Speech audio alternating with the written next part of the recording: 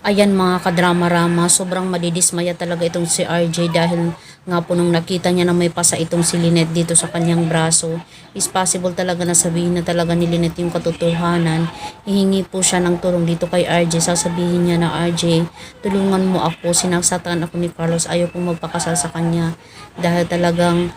hindi talaga maganda yung pinapakita ni Carlos sa akin. Hindi ko lang talaga to sinabi kay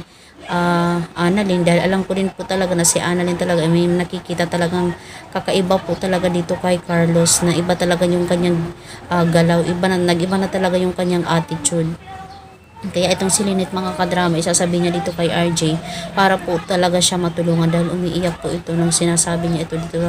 dito kay RJ dahil wala naman po talaga siyang ibang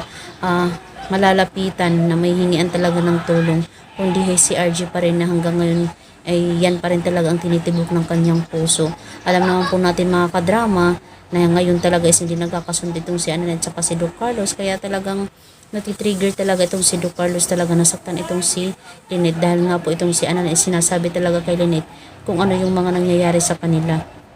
diba? Sobrang hindi lang talaga tayo makapaniwala mga kadrama na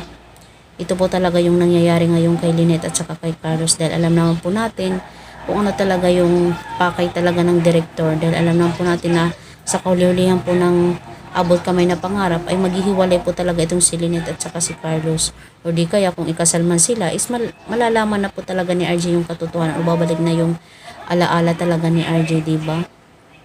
Kaya itong si RJ talaga, nung malaman niya talaga na sinasaktan itong si Lynette ni Carlos ay talagang nawindang siya, talagang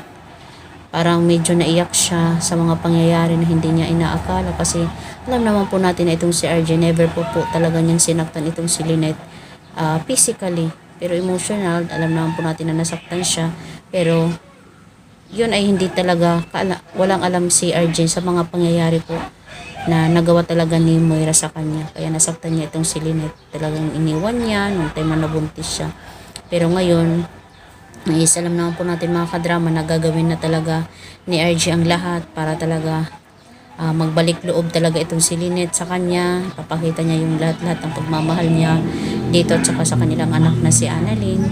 dahil alam naman po natin na sila talaga yung magmamahalan sa bandang huli dito sa pagtatapos ng abot kamay na pangarap. Sana nga po talaga is matulungan na talaga itong si Lynette at saka i-confront na talaga ni RJ itong si Doc Carlos na bakit sinasaktan niya itong si Lynette. Nakita niya yung mga pasa sa kanyang kamay dahil syempre alam naman po natin na wala talagang iba talagang gagawa ng kundi si Carlos lang, diba? So ayan mga kadrama, abangan na lang po natin yung next na mangyayari po dito sa abot kamay na pangarap. Huwag niyo pong kalimutan i-like, i-share, tsaka i-subscribe yung aking channel para sa susunod na video is ma-update ko po kayo. Maraming salamat po. Please share.